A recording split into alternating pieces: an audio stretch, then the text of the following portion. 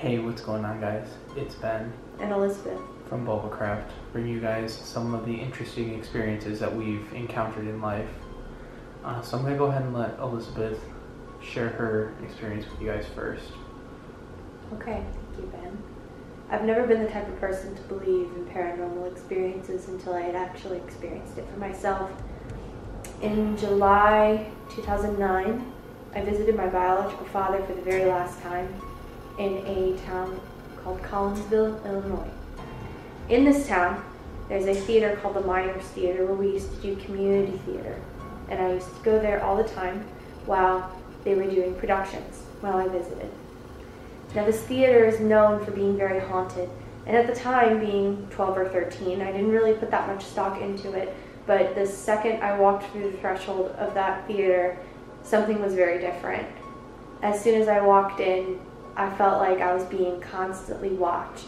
Like, have you ever seen a statue and everywhere you look, the eyes follow you? That's exactly how I felt this entire time in this theater, and I could not put a finger on where it was coming from. I just knew that it was happening to me. And when I expressed that this was happening, I was told it's because the spirits don't know who you are, and they're trying to discover who you are before they become comfortable with you being in the theater. And this was strange to me because I didn't know whether or not these spirits wanted me here or if they were just kind of scoping me out. So I started to learn a little bit more about what was going on.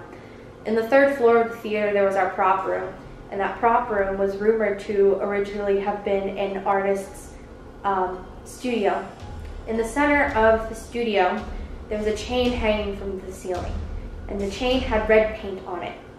Now, also, you could feel like you were being watched by one very specific point of the room. It was a corner that almost was in a different room, and from that doorway, you could constantly feel like someone was watching you.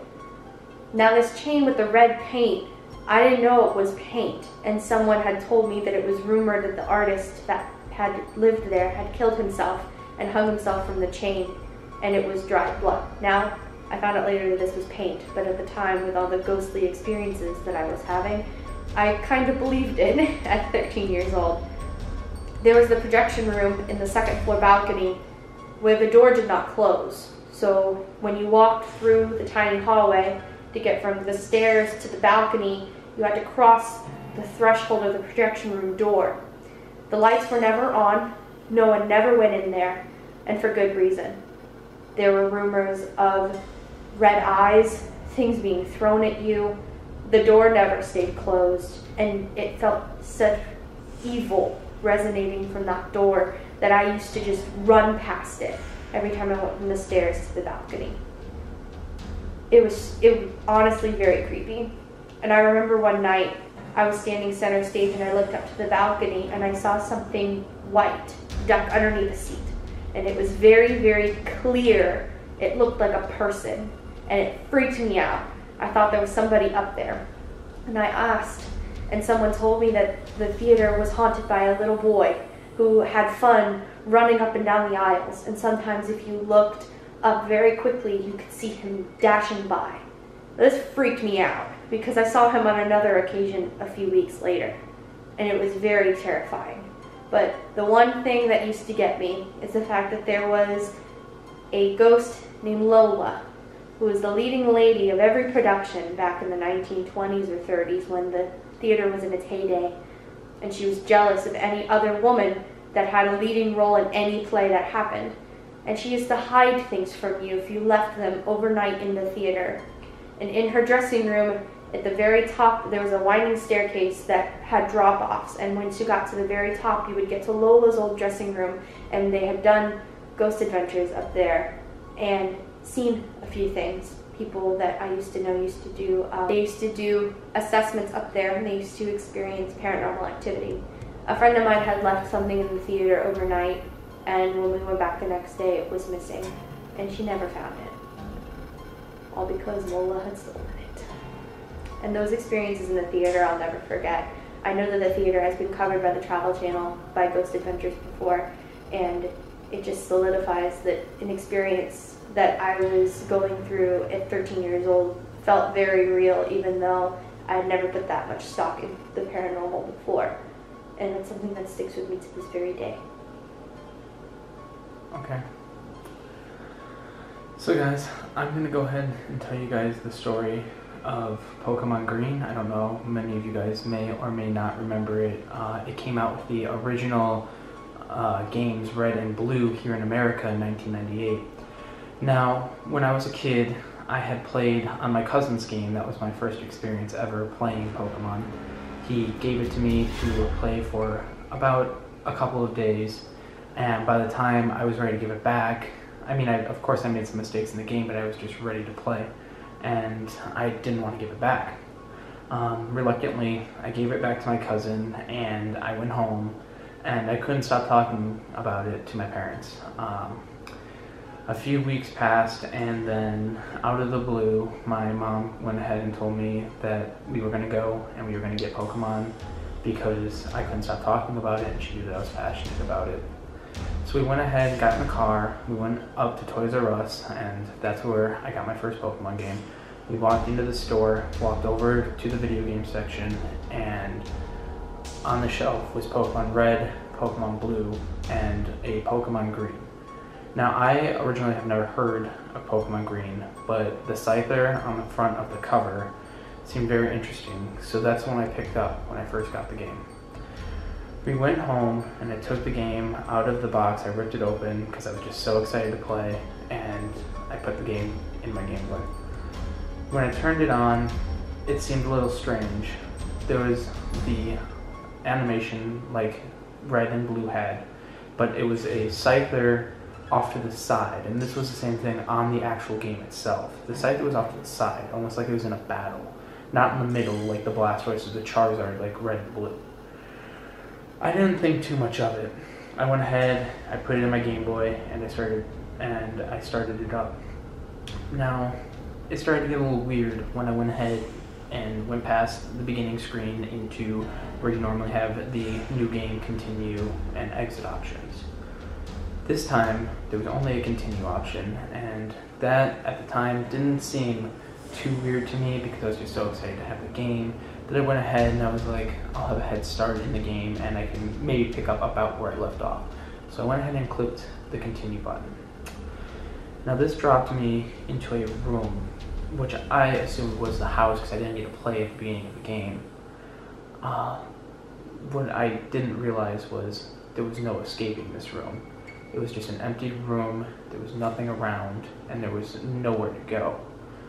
Now, I went ahead and thought that this might have been a glitch or whatever, so I reset the game, and I blew on the cartridge like you would for the old Game Boy games, put it back in my Game Boy, turned it on, still did the Scyther off to the side, and I opened the continue button again. Now, again, there was no escaping this room, there was no way out, there was nowhere to go, you were just trapped in a room. So I went ahead and walked downstairs and I showed my mom, and she also looked at it, turned off the Game Boy, turned it back on, and saw the exact same thing. Now, I was really upset because I was just so excited to play Pokemon and to realize that I wasn't going to be able to play it right now, and the chances of me getting a new one was very slim. And I just went ahead, took it out of the Game Boy, and put it off to the side, and quite frankly, that's where I left it. Now, the next day, I woke up and my mom said that we were going to go ahead and go back to the Toys R Us and get a new one. Because I ripped into the box, I couldn't return the old one, so we just went, and when we got there, Pokemon Green was completely sold out, and Pokemon Red was about half gone, and Pokemon Blue about the same. Now, this did not stop me too much because I wasn't going to pick up Pokemon Green in the first place, seeing as though I had a glitch in the first one. I didn't know if it was going to happen again. So I just went ahead and picked up Pokemon Blue because why not? Went home and I played it and I got through it, no glitches or anything, and that was the end of that, or so I thought. About 7 years later, I went ahead and saw that the new games were coming out, Pokemon Diamond, Pokemon Pearl, and I was so excited. By this point, my mom knew that I was so interested in the games, and she went ahead and picked up a copy of Diamond for me. Now, my neighbor behind me, Brennan, he was also very into Pokemon, and his mom got him a copy of Pearl.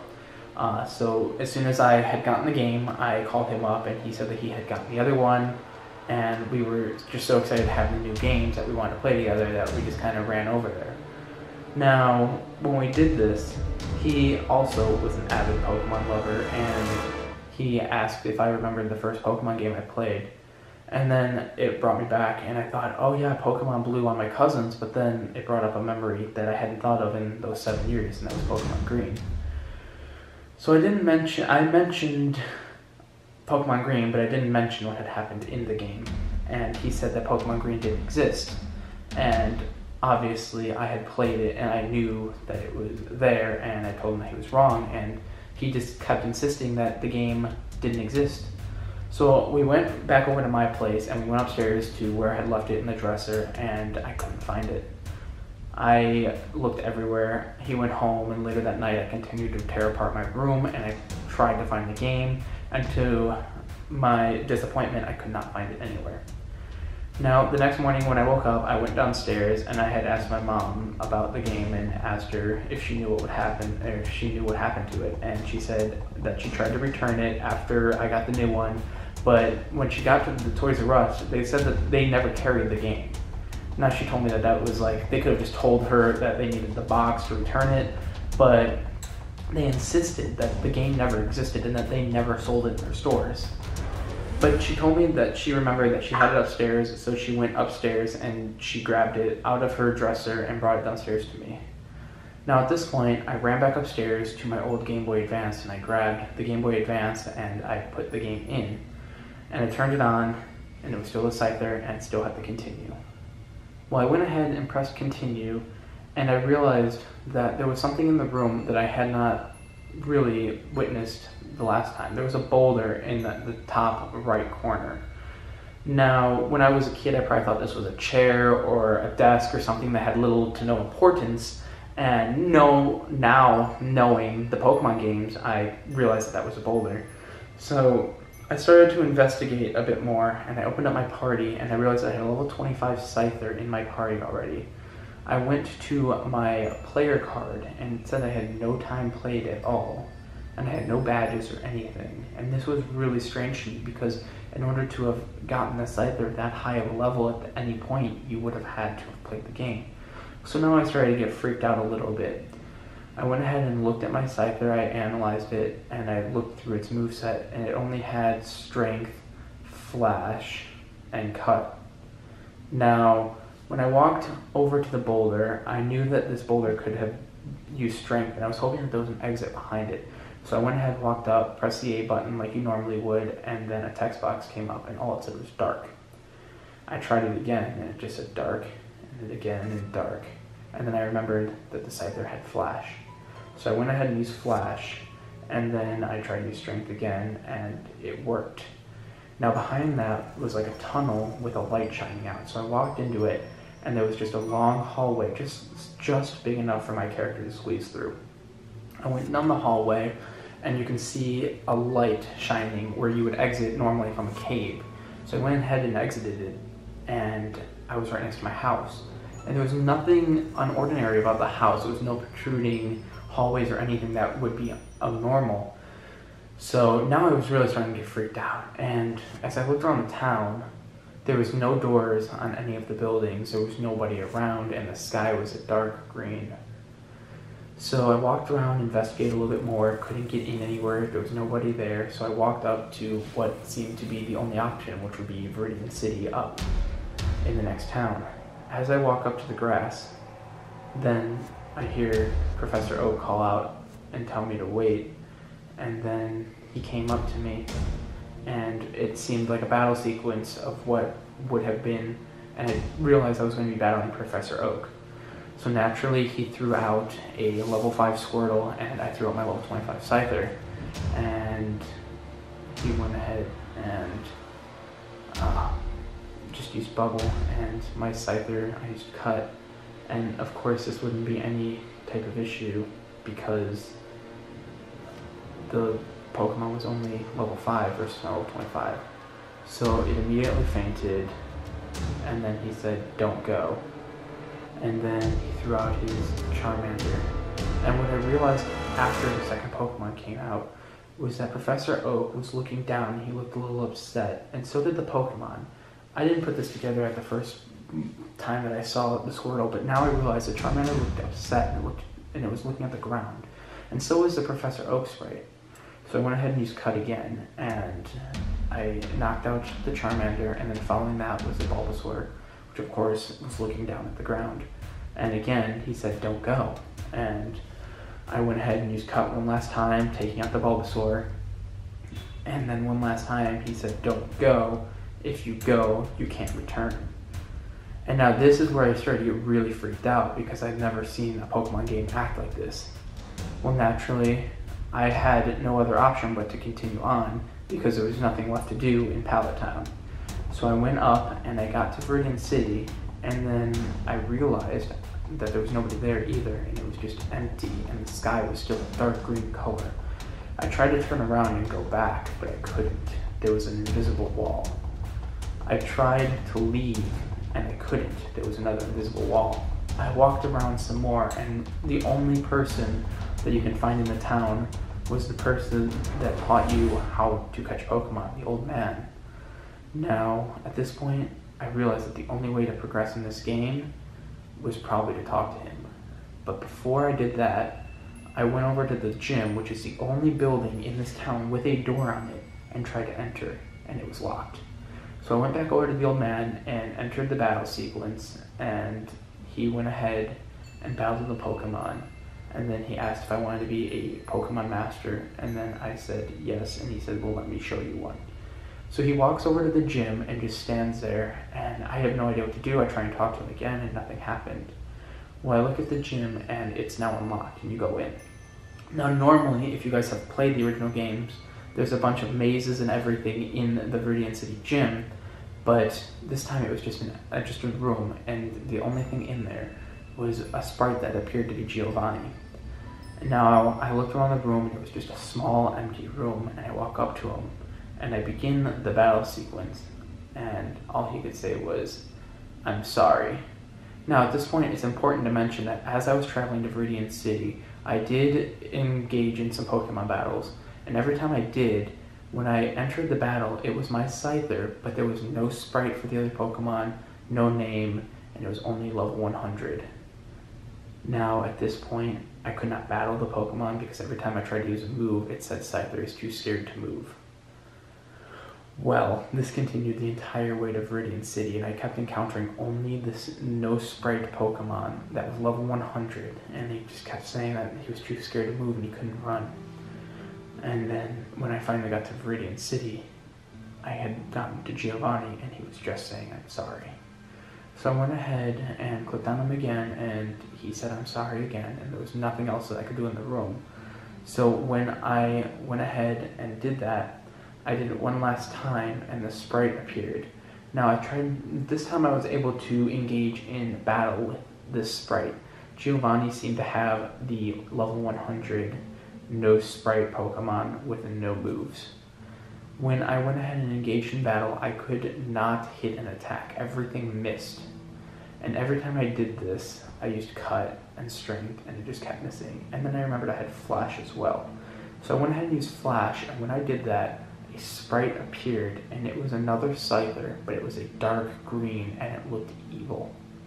Now, at this point, when I tried to attack, it worked. But of course, a level 100 took no damage really from my level 25 Scyther. And Giovanni again says, "I'm sorry," and it only took about 2 cuts from the opposing Scyther, which now apparently knew all of the moves of my Scyther, to knock mine out. And when I had finished that battle, Giovanni just said, "I'm sorry" again. And then the screen flashed, and behind Giovanni was the dark green Scyther. And Giovanni said that there was an exit, and that there was a door, and that there was a way out. But if I don't go now, I'll become the next victim. Now I walk around some more, and I can't find anything, so I just walk back over and I talk to Giovanni again.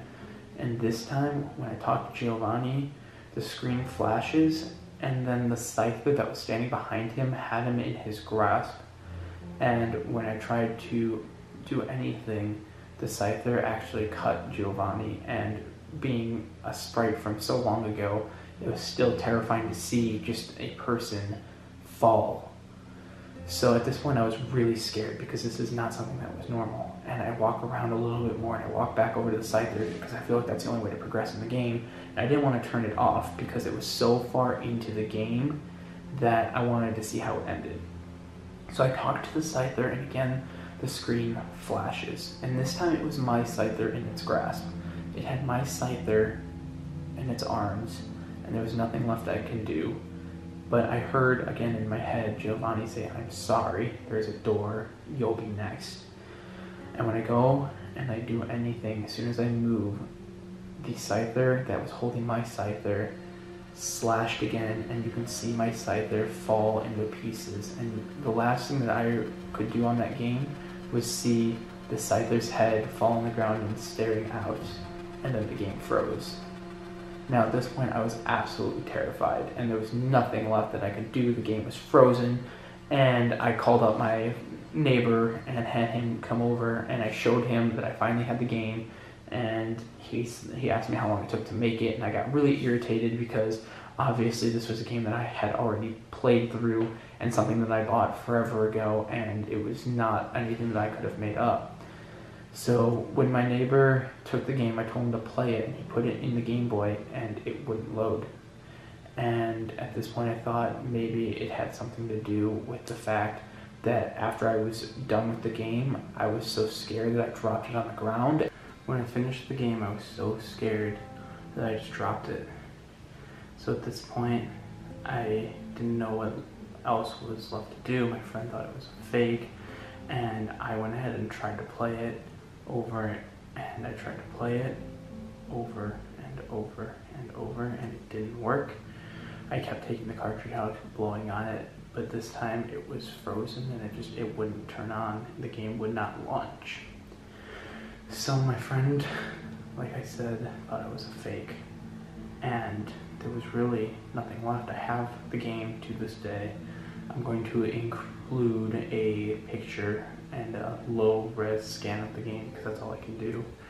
And I have to keep the game, and there's nothing left for me to do with the game other than hold on to it and show that it's not a fake, and I've had it this entire time. And the game is not a fake, and I have it to this day, and I've had it the entire time, and it exists. Pokemon Green came out at the same time as Pokemon Blue and Pokemon Red, and I got it at Toys R Us, and it's not a fake game, despite what you might hear or what you might read.